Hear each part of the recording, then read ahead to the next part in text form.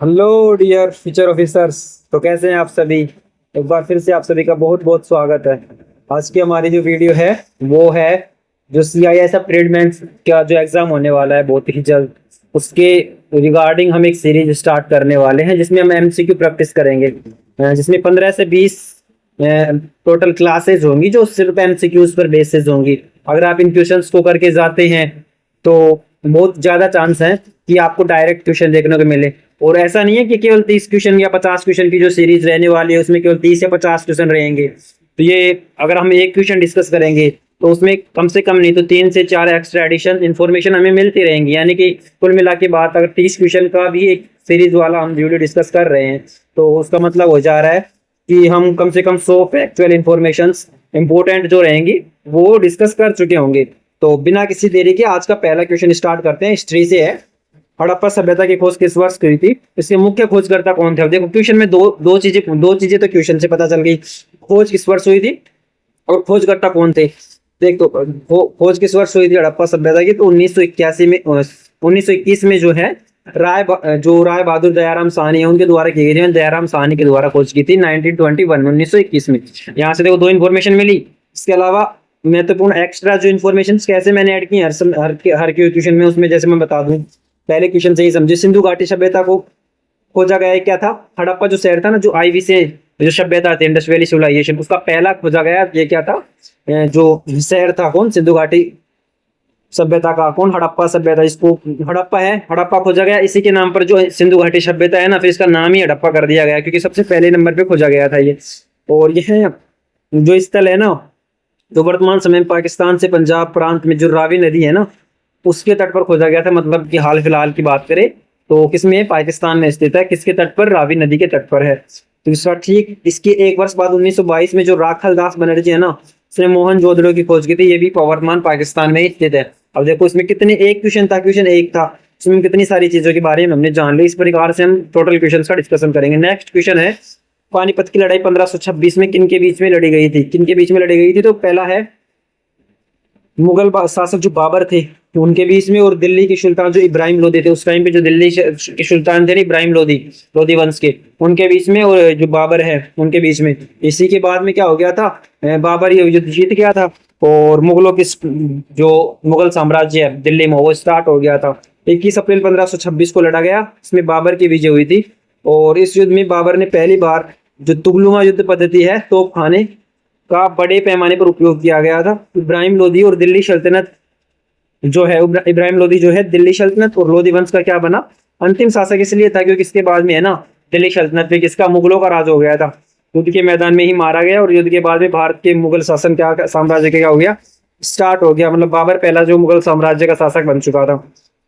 इसके बाद में नेक्स्ट क्वेश्चन है, महात्मा गांधी के द्वारा भारत में जो पहला चंपारण सत्याग्रह शुरू किया गया था वो किस वर्ष किया गया था, क्यों शुरू किया गया था। दो रीजंस थे।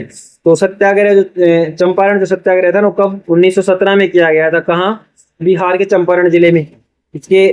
इसको क्या बोलते हैं, ये जो चंपारण सत्याग्रह किया था ना 1917। मैं आपको एक ट्रिक याद करवाता हूँ, एक याद कर लेना। इससे सी से चंपारण आ जाएगा, ए से अहमदाबाद, खे से खेड़ा। ये गांधी जी के शुरुआत के 3 जो आंदोलन हुए थे ना स्टार्टिंग, वो थे केक से आ जाएगा, आपको याद रहेगा। सी से चंपारण, ए से अहमदाबाद, खेड़ा, और के से खेड़ा हो गया। तो ये 3 थे 1916, 1917, 1917 इस तरीके से। तो यह है गांधी जी का पहला, इसको सफल सत्याग्रह बोलते हैं। राजकुमार जो शुक्ला थे उनके निमंत्रण पर गांधी जी कहाँ, चंपारण आए थे। और आंदोलन किनके विरुद्ध था, अंग्रेजों की जो तिनकठिया प्रणाली थी ना, तिनकठिया के जितना वो नील की खेती का उत्पादन करेंगे उसका तीसरा हिस्सा किसको दे देंगे, अंग्रेजों को दे देंगे। तो किसानों को अपनी जमीन का जो 3/20 भाग किसको, उस पर नील उगाना अनिवार्य था। मतलब यदि किसानों के पास, किसी के पास 20 बीघा जमीन है तो उसमें 3 बीघा में कम से कम उसको नील उगाना अनिवार्य था। इसको भी तिनकठिया प्रणाली के नाम से जाना गया।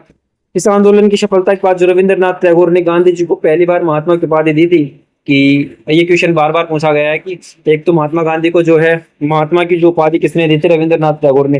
किस सत्याग्रह के बाद, चंपारण सत्याग्रह के बाद। यही एक क्वेश्चन और निकल के आता है कि जो दादा भाई नौरोजी जो है, नहीं सॉरी, सरदार वल्लभ भाई पटेल को सरदार की उपाधि किसने दी थी, किस सत्याग्रह में दी गई थी।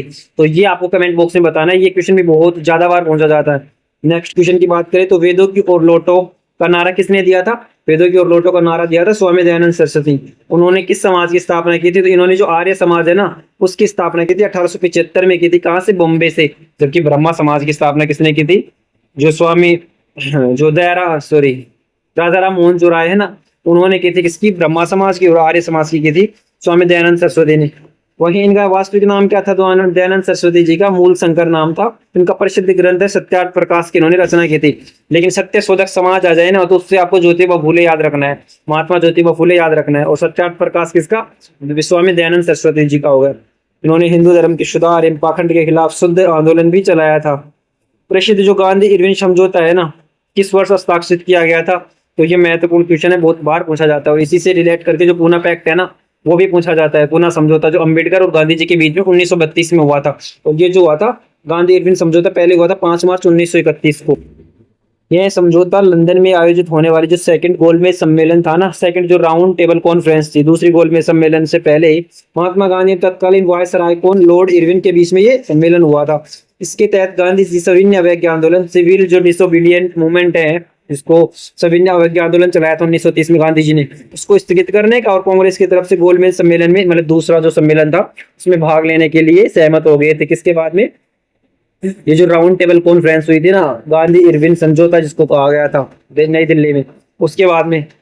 नेक्स्ट क्वेश्चन की अगर बात करें तो भूगोल से क्वेश्चन है, भारत की सबसे लंबी नदी कौन सी है और इसका उद्गम कहाँ से होता है? इतना तो आपको सबको पता होगा कि गंगा नदी, और 25 यानी 2525 किलोमीटर इसकी क्या है? लेंथ है। लेकिन इसके बारे में और एक्स्ट्रा फैक्ट जो शायद आपको याद रखने ही है। तो उद्गम कहाँ पे है? भागीरथी के नाम से इसका उद्गम होता है। गंगोत्री जो है उत्तरकाशी उत्तराखंड में जो ग्लेशियर है गंगोत्री, उससे इसका उद्गम होता है। किसका? भागीरथी के नाम से। आगे चल के फिर ये देवप्रयाग में अलकनंदा नदियों के संगम होगा, वहां पे इसको गंगा नाम मिल जाएगा। और किसमें? अलकनंदा और जो भागीरथी मिलकर जो देवप्रयाग है, वहां पे क्या बन जाएंगी? गंगा बन जाएंगी। यह भारत की राष्ट्रीय जो जलीय जीव है ना, गोंगे डॉल्फिन, जिसको गंगा डॉल्फिन को भी कहते हैं, जो अंततः बांग्लादेश में पद्मा के नाम से बहती हुई बंगाल की खाड़ी में गिरती है। मतलब गंगा डॉल्फिन जो है ना, भारत का जलीय राष्ट्रीय जलीय जीव, वो मिलता है गंगा में। और गिरती कहाँ पे है? पद्मा नाम से जाके मिलेगी किसमें? ब्रह्मपुत्र में। और जाके मिल जाए, फिर गिर जाए किसमें? बांग्लादेश से होते हुए बे ऑफ बंगाल में जाके गिर जाती है। तो भारत की सबसे लंबी नदी है, ये आपको याद रखना है। किस भारतीय राज्य को मसालों का बगीचा कहा जाता है? तो केरल जो है वो मसालों के, उसको क्या कहा जाता है? मसालों का बगीचा कहा जाता है। क्यों कहा जाता है केरल को मसालों का बगीचा? क्योंकि केरल जो है प्राचीन काल से ही काली मिर्च, इलायची, लौंग, दालचीनी, ये जो मसाले हैं, इनकी उच्च गुणवत्ता वाले मसालों के वैश्विक व्यापार का मुख्य केंद्र रहा है। और मसालों की प्रचुरता के कारण ये जो पुर्तगाली नाविक थे ना, जिसको वास्को डी गामा जो थे 1498 में भारत आए थे, वो केरल के कल्लिकट तट पर पहुंचा था। जब वो यहाँ से सामान लेकर गया था ना मसाले, तो जिस कीमत वो यहाँ से खरीदा था और जाके यूरोप में यानी पुर्तगाल में जब बेचा था ना, तो उसने कई 30 गुना से भी ज्यादा उसने प्रॉफिट कमाया था। इसके चलते क्या हो गया? अब उनको लोभ आ गया और धीरे धीरे यहाँ पे आकर अपनी फैक्ट्री वगैरह स्थापित करना स्टार्ट कर दिया है। नेक्स्ट क्वेश्चन, भारत और पूरे दक्षिण एशिया का एकमात्र सक्रिय ज्वालामुखी कहाँ स्थित है? तो जो बैरन द्वीप है ना, अंडमान निकोबार द्वीप समूह का, वो क्या है? भारत एवं पूरे दक्षिण एशिया का एकमात्र क्या है? सक्रिय ज्वालामुखी स्थित है। किसका है? भारत का है, अंडमान निकोबार पर स्थित है। और यह द्वीप किस पर? अंडमान सागर में स्थित है। पोर्ट ब्लेयर से लगभग 135 किलोमीटर उत्तर पूर्व में स्थित है। और ज्वालामुखी कई वर्षों तक शांत रहने के बाद 1991 में पुनः सक्रिय एक्टिव हो गया। तब से इसमें हल्के विस्फोट दर्ज किए जा सकते हैं। तो भारत का और यहाँ तक कि जो दक्षिण एशिया है ना, उसका भी ये एकमात्र सक्रिय ज्वालामुखी है बैरन द्वीप। क्षेत्रफल की दृष्टि से भारत में सबसे बड़ा एवं सबसे छोटा राज्य कौन सा है? सबसे बड़ा राज्य राजस्थान हो गया, और सबसे छोटा राज्य जो है क्षेत्रफल की दृष्टि से गोवा आता है। राजस्थान का क्षेत्रफल कितना है? भारत का जो भी क्षेत्रफल है उसका 10% तो किसका है? 10% 41% तो राजस्थान का है। और यह थार के मरुस्थल का अधिकांश भाग इसी राज्य में स्थित है, जो कि कुछ परसेंट जाके किसमें? पाकिस्तान में भी अवस्थित है। यदि जनसंख्या की दृष्टि से पूछा जाए तो जनसंख्या सबसे ज्यादा उत्तर प्रदेश की है, भारत का सबसे बड़ा। और सबसे कम जनसंख्या की बात करें तो सिक्किम की है। हाल फिलहाल में जो है वो जनगणना दोबारा की जा रही है। तो ये जो जनसंख्या की जो आंकड़े हो गए, क्षेत्रफल के तो क्या बदलेंगे, लेकिन जनसंख्या के आंकड़े है ना, ये शायद चेंज हो जाएंगे। नेक्स्ट क्वेश्चन की अगर हम बात करें तो विश्व का सबसे बड़ा जो नदी द्वीप कौन सा है? यह किस नदी पर स्थित है? जो मांजुली द्वीप है ना, वो किस नदी पर है? जो मानजुली द्वीप ब्रह्मपुत्र नदी है असम उसमें स्थित है, असम में है। और ये जो मानजुली द्वीप है Guinness book of world records में विश्व की सबसे बड़ी नदी द्वीप के रूप में मान्यता प्राप्त है। और ये असम का आधिकारिक जिला भी घोषित किया गया, मतलब एकमात्र ऐसा जिला है जो कि नदी में तैरता हुआ फ्लोटिंग जिसको जिला बोलते हैं। यह असमिया वैष्णव संस्कृति का प्रमुख केंद्र भी रहा है। पॉलिटिशियन, अब पॉलिटी के क्वेश्चन देख लेते हैं नेक्स्ट। भारतीय संविधान के किस अनुच्छेद में डॉक्टर भीमराव अंबेडकर ने संविधान का हृदय महात्मा कहा है? तो चूंकि अलग अलग लोगों ने है ना संविधान के अलग अलग जो अलग अलग थीम है, अलग अलग भाग हैं, उनको संविधान की आत्मा और हृदय कहा है। तो जो B.R. अम्बेडकर जी है उन्होंने जो संविधान का आत्मा कहा है ना, हृदय कहा है, वो किसको कहा है? जो संवैधानिक उपचारों के लिए राइट दिया गया है ना, कौन सा आर्टिकल 32, इसको कहा है। यह अनुच्छेद नागरिकों के मौलिक अधिकारों के हनन होने पर सीधे इसमें सुप्रीम कोर्ट में जाने का अधिकार देता है। किस आर्टिकल के तहत? आर्टिकल 32 के तहत। और राज्य का उच्चतम न्यायालय, उच्च न्यायालय है ना, उसमें आर्टिकल 226 के तहत हम डायरेक्ट जा सकते हैं अगर हमारे फंडामेंटल राइट्स का यदि हनन होता है तो। इसके तहत सुप्रीम कोर्ट 5 प्रकार की रिट जारी कर सकता है, जिनको है कोर्पस, बंदी प्रत्यक्षीकरण, परमादेश, प्रतिषेध, अधिकार प्रक्षक, क्यों वारंटो, उत्प्रेक्षण, ये सभी 5 प्रकार की डेटे जारी कर सकता है। कौन? जो जज जो है, जो न्यायाधीश जो है। इस आर्टिकल के तहत संविधान की आत्मा, इसकी प्रस्तावना प्रेम्बल को कहा जाता है, लेकिन अम्बेडकर साहब ने 32 को कहा था, आर्टिकल 32 को। सामान्यतः किसको बोला जाता है? जो प्रेम्बल है ना, प्रस्तावना जो है ना भारत की, इसको कहा जाता है संविधान की आत्मा, लेकिन अम्बेडकर साहब ने किसको कहा है? आर्टिकल 32 को कहा है। नेक्स्ट क्वेश्चन की अगर हम बात करें तो भारत के राष्ट्रपति को उनके पद की गोपनीयता की शपथ कौन दिलाता है? तो भारत के जो CJI है ना, चीफ जस्टिस ऑफ इंडिया, वो कौन? भारत के जो मुख्य न्यायाधीश है वो क्या करते हैं? जो राष्ट्रपति हैं जब अपना पद ग्रहण करते हैं तो उनको गोपनीयता की शर्त दिलाते हैं, शपथ दिलाते हैं, जिसमें वो शपथ में भारत के संविधान की, भारत के लोगों की और भारत के संविधान की रक्षा करने का कई सारे शपथ लेता है। और अपने पद की जो निष्ठा है उसको बनाए रखने की शपथ लेता है। तो किस आर्टिकल अगर याद रखे राष्ट्रपति की शपथ के लिए, तो आर्टिकल 60 याद रखना है, 60 याद रखना है। और यह मुख्य न्यायाधीश यदि उपस्थित नहीं है, मान लीजिए CJI कहीं पे अनुपस्थित, कहीं विजिट पे गए हुए या फिर बीमार वगैरह हैं, तो उनका पद पर सर्वोच्च न्यायालय की जगह पे जो उस सुप्रीम कोर्ट का कोई वरिष्ठतम न्यायाधीश जो है, सीनियर मोस्ट जज है ना, वो राष्ट्रपति को क्या करता है? शपथ दिलाता है। राष्ट्रपति अपना त्याग पत्र किसको देता है? आपको ये एक इंपॉर्टेंट फैक्ट हो जाता है। शपथ दिलाता है कौन? CJI। और त्याग पत्र किसको देते हैं? ये उपराष्ट्रपति को देते हैं। नेक्स्ट क्वेश्चन की अगर हम बात करें, लोकसभा एवं राज्यसभा का सदस्यों के लिए न्यूनतम आयु सीमा क्या निर्धारित की गई है? लोकसभा के लिए, जिसको जनता का सदन बोलते हैं, सामान्य जनता, और आम सदन बोलते हैं, इसको बोलते हैं। लोकसभा के लिए कितनी आयु चाहिए? कम से कम आपको 25 साल के होने चाहिए। और राज्यसभा में अगर आपको सीट चाहिए, तो आप सदस्य बनना चाहते हैं, तो आपकी कम से कम 30 साल एज होनी चाहिए। लोकसभा को निम्न सदन, लोअर हाउस बोलते हैं, जनता का सदन कहते हैं, और जो आमतौर पर 5 साल के लिए काम करता है। कार्यकाल कितना होता है लोकसभा का? 5 साल का, जबकि राज्यसभा का 6 साल का होता है। और सदस्यों का कार्यकाल होता है, राज्यसभा का कार्यकाल नहीं होता। लोकसभा में लोकसभा का कार्यकाल होता है और राज्यसभा में सदस्यों का कार्यकाल होता है 6 वर्ष का। जब ये स्थायी सदन है, ये कभी भंग नहीं होता। हर 6 साल में जब कार्यकाल कंप्लीट हो जाएगा सदस्यों का, तो जो है 1/3 सदस्यों का वोट हो जाएगा दोबारा से, मतलब वो रिटायर हो जाएंगे, उनकी जगह दूसरे आते रहेंगे। मौलिक अधिकार भारतीय संविधान के किस देश के संविधान से ग्रहण किए गए? तो जो US है, अमेरिका जो है, उसके बिल ऑफ राइट से लिए गए हैं, बिल ऑफ राइट से लिए गए। मौलिक अधिकार भारतीय संविधान के भाग 3 के अनुच्छेद 12 से 35 में वर्णित है। भारत के संविधान के भाग 3 को भारत का मैग्ना कार्टा भी कहा जाता है। मूल संविधान में 7 मौलिक अधिकार थे, परंतु 44वें संविधान संशोधन जब हुआ 1978 के द्वारा संपत्ति के अधिकार को हटाकर इसे कानूनी अधिकार अनुच्छेद 300A बना दिया गया। और वर्तमान में कुल 6 मौलिक अधिकार है। कितने मौलिक अधिकार है वर्तमान में? कुल 6 मौलिक अधिकार है। तो 6 कौन कौन से हैं?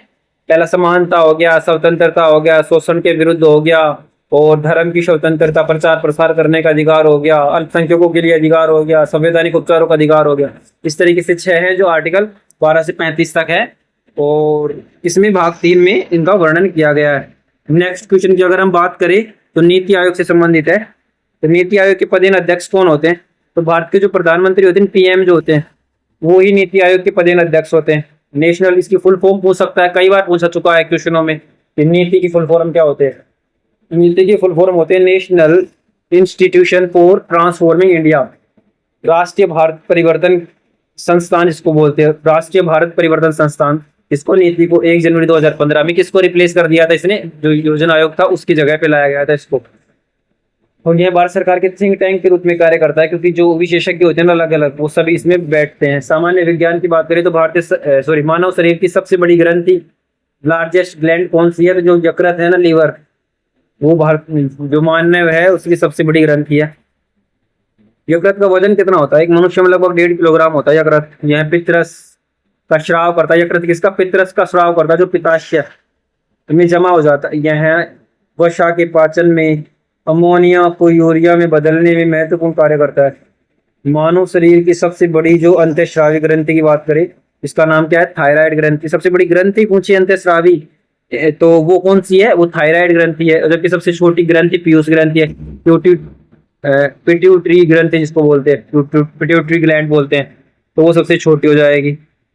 नेक्स्ट क्वेश्चन की बात करें तो किस विटामिन की कमी के कारण रतौंधी रोग किस विटामिन की कमी के कारण होता है, तो विटामिन ए की कमी के कारण होता है। इसका रासायनिक नाम क्या होता है, रेटिनॉल होता है। रेटिनॉल किसका, जो विटामिन ए है उसका रासायनिक नाम जो है वो रेटिनॉल होता है, विटामिन ए का। और ये इसकी वजह से क्या होता है, रतौंधी होता है, रात के समय में कम दिखाई देना रतौंधी कहलाता है। रात या शाम में क्या होता है, मंद प्रकाश में साफ दिखाई नहीं देता। गाजर, हरी पत्तेदार सब्जियां, दूध, मछली का तेल, विटामिन ए इसके जो स्रोत हैं किसको कम करने के, रतौंधी रोग को, तो ये सारे स्रोत है प्रोटीन वाले। विटामिन ए वसा में घुलनशील है। कई बार क्वेश्चन पूछता है कि कौन कौन से विटामिन वसा में घुलनशील है। वसा में घुलनशील अन्य विटामिन डी, ई, के, ए, डी, ई, के मैंने याद करवाया था एक बार आपसे कि ये जो विटामिन है ए, डी, ई, के, ए, डी, के याद रखना, ए, डी, के, ए, डी, के, ए, डी, के, ये क्या करते हैं, ए, डी, के पानी में घुल जाते हैं। जबकि बीसी बस पानी को देखते ये बस बोल देते हैं, बस बीसी, तो मतलब ये पानी में नहीं घुलते। विटामिन बी और सी नहीं घुलते हैं, जबकि ए, डी, ई, के जो है वो घुल जाते हैं। पानी का अधिकतम घनत्व तो किस तापमान पर होता है, जो 4 डिग्री सेल्सियस है उस पर पानी का मैक्सिमम जो डेंसिटी होती है ना, घनत्व होता है 4 डिग्री सेल्सियस पर पानी का घनत्व सबसे अधिक है, आयतन सबसे कम होता है। आयतन वेलोसिटी सबसे कम 4 डिग्री पर, और घनत्व जो है सबसे ज्यादा भी 4 डिग्री पर होता है। इस अनोखे गुण के कारण अत्यधिक ठंडे के मौसम में भी झीलों, तालाबों के शीर्ष पर तो बर्फ जम जाती है, लेकिन नीचे का पानी 4 डिग्री सेल्सियस पर तरल रहता है, जिससे जलीय जीव क्या रह जाते हैं, जीवित रह पाते हैं, क्योंकि उस टाइम पे 4 डिग्री सेल्सियस पर उसका घनत्व क्या होता है, जल का सबसे ज्यादा और आयतन सबसे कम होता है। नेक्स्ट क्वेश्चन की अगर हम बात करें तो लाफिंग गैस के रूप में किसका उपयोग किया जाता है, इसका सूत्र क्या है, तो नाइट्रस ऑक्साइड है ना, N2O, इसको लाफिंग गैस के रूप में हंसी आने लगेगी अगर आप इसको सूंघते हो तो। और इसका उपयोग चिकित्सा विज्ञान में, दंत चिकित्सा में भी किया जाता है ताकि दर्द को कम किया जा सके, सर्जरी के समय, हल्के संचारण में, माइनर एस्थेनेशिया निश्चेतक के रूप में भी किया जाता है किसका, नाइट्रस ऑक्साइड का उपयोग। मानव रक्त का पीएच मान कितना होता है, इसकी प्रवृत्ति क्या होती है, तो रक्त का पीएच पूछ रखा है, कितना होता है रक्त का पीएच, तो 7.4 होता है, लगभग हल्की क्षारीय प्रकृति का, क्योंकि 7 से कम होएगा तो अम्लीय हो जाएगा, 7 भी हो जाता है न्यूट्रल उदासीन, और 7 से जैसे जैसे बढ़ने लगेगा क्षारीय हो जाता है, मतलब हल्का क्षारीय होता है। महत्वपूर्ण तथ्य की बात करें तो पीएच स्केल की खोज सोरेंस ने की थी, इसका मान 0 से 14 के बीच में होता है पीएच स्केल की खोज। और ये जो नापने का होता है पीएच स्केल, जिससे हमने अम्लीय क्षारीयता को नापते हैं, इसकी खोज किसने की थी, सोरेनसन ने की थी। 0 से 14 के बीच में, 7 से कम अम्लीय मैंने बताया, 7 उदासीन, और 7 से अधिक हो जाए तो ये एसिडिक हो जाता है, क्या होता है, क्षारीय हो जाता है। नेक्स्ट क्वेश्चन की अगर बात करें, इकोनॉमिक्स की क्वेश्चन है, भारत का केंद्रीय बैंक कौन सा है, इसकी स्थापना कब की गई थी, तो आरबीआई जो है, भारतीय रिजर्व बैंक भारत का क्या है, केंद्रीय बैंक है। इसकी स्थापना की गई थी 1935 में 1 अप्रैल के दिन, 1935 याद रखना कि आरबीआई की स्थापना करके मूर्ख बना दिया था अंग्रेजों ने। 1 अप्रैल मूर्ख डे होता है, पुलिस डे, तो मूर्खों ने अंग्रेज भारतीयों को क्या कर दिया था, मूर्ख बना दिया। तो आरबीआई की स्थापना अपने खुद के लिए की थी। तो आरबीआई की स्थापना हिल्टन यंग कमीशन की सिफारिश की से हुई थी, कोलकाता में हुई थी। 1937 में स्थायी रूप से जो मुंबई स्थानांतरित इसको कर दिया गया, स्टार्टिंग कलकत्ता से, देन इसको मुंबई में स्थायी कर दिया गया था यंग हिल्टन कमीशन की रिकमेंडेशन पर। इसका राष्ट्रीयकरण की बात करें तो 1 जनवरी 1949 को किया गया था। बैंकों का बैंक इसको कहा जाता है।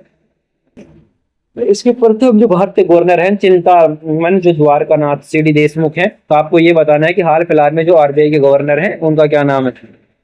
जीएसटी के बारे में पूछा है कि किस तारीख को ये लागू हुआ था, तो 1 जुलाई 2017 को जीएसटी लागू हुआ था। इस साल इसलिए इंपॉर्टेंट है क्योंकि जीएसटी 2.0 रिफॉर्म लाए गए हैं। बहुत सारी जो वस्तुएं हैं उनको टैक्सेशन से बाहर किया गया है, कई सालों पर बढ़ा दिया गया है, जैसे लग्जरी गाड़ीज वगैरह, ये तो आपको पता भी होगा। तो अप्रत्यक्ष कर है, गंतव्य आधारित कर बोलते हैं इसको। केंद्रीय राज्य द्वारा समाहित कर है, एक देश एक कर की अवधारणा को साकार करता है। 121 संविधान संशोधन अधिनियम के तहत ये क्या करता है, ये लागू किया गया था। 121 संविधान संशोधन के तहत भारत में सबसे पहले असम राज्य में जीएसटी बिल को मंजूर कर दी थी।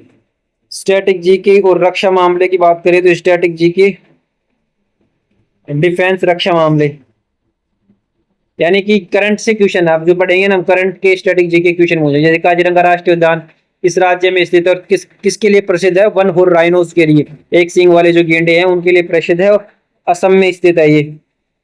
1985 में इसको यूनेस्को में विश्व धरोहर स्थल के रूप में भी मान्यता दे दी गई थी। यह राष्ट्रीय राजमार्ग 37 के पास ब्रह्मपुत्र नदी के किनारे पर स्थित है। लगभग जितने भी एक सींग वाले गेंडे हैं ना, उसकी 2/3 जनसंख्या पाई जाती है किसमें, काजीरंगा में। नेक्स्ट क्वेश्चन की अगर हम बात करें तो बिहू जो है किस राज्य का प्रसिद्ध लोक नृत्य हो जाएगा, तो असम का नृत्य हो जाएगा बिहू प्रसिद्ध। और फसल की कटाई के समय मनाया जाने वाला उत्सव है, वर्ष में कम से कम 3 बार मनाया जाता है ये। इसका नाम अलग अलग जो ऋतु होती है ना उसमें अलग अलग नाम निकालते हैं। भोग बिहू अप्रैल के महीने में, काती बिहू अक्टूबर में और माघ बिहू जनवरी में। इस नृत्य पर कलाकार पारंपरिक रंगीन पोशाक पहनेंगे और मेखलाकार जिसे चद्दर बोलते हैं, बड़ी बड़ी, और तेज गतिशील लोक संगीतों पर थिरकते हैं, नृत्य करते हैं। ICJ international court of justice के बारे में, उसका मुख्यालय कहाँ स्थित है, हमने पहले भी डिस्कस कर चुके हैं। इसका जो मुख्यालय है ना, द हेग नीदरलैंड में है, पीस प्लेस में है। एक संयुक्त राष्ट्र संघ के 6 प्रमुख अंगों में एकमात्र ऐसा अंग है जो न्यूयॉर्क के बाहर स्थित है। इसकी स्थापना क्या है, 1945 में की गई थी। मतलब ये यूएन का पार्ट है और 6 टोटल पार्ट है यूएन के कुछ इंपोर्टेंट, तो उनमें से ये एकमात्र ऐसा है जो किसमें, न्यूयॉर्क में स्थित नहीं है, जबकि कहाँ पर है, हेग नीदरलैंड में। इस न्यायालय में 15 न्यायाधीश होते हैं। चुनाव 9 वर्षों के अंतराल पर कार्य किया जाता है, मतलब 9 सालों के लिए कार्यकाल होता है। भारत के वर्तमान न्यायाधीश दलवीर भंडारी इसके सदस्य हैं।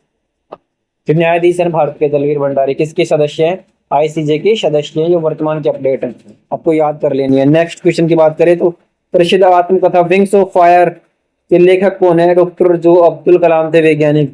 उनकी जो पुस्तक थी विंग्स ऑफ फायर, वो मैं 2 दिन, विंग्स ऑफ फायर जो है ना, वो किसने लिखी थी, डॉक्टर एपीजे अब्दुल कलाम के द्वारा लिखी गई थी। जो भारत के राष्ट्रपति रहे हैं, मिसाइल मैन इनको कहा जाता है। इस पुस्तक के सह लेखक अरुण तिवारी हैं, साथ में इन्होंने, अरुण तिवारी जी ने डॉक्टर कलाम के बचपन, संघर्ष एवं मिसाइल के कार्यक्रमों में डीआरडीओ के विकास की गाथा इसमें लिखी गई है विंग्स ऑफ फायर में। इस मिसाइल मैन कहा जाता है, ठीक है। 11वें राष्ट्रपति के रूप में सेवाएं भी दी थी इन्होंने, हार्ट अटैक से इनकी जो मृत्यु हो गई थी। इसके अलावा आपको ये बताना है कि मिसाइल वुमेन किसको कहा जाता है भारत में। पृथ्वी के वायुमंडल में किस परत में ओजोन परत पाई जाती है, जो समताप मंडल है उसमें पाई जाती है, और पैरावैग्निक किरणों को रोकने का काम करती है।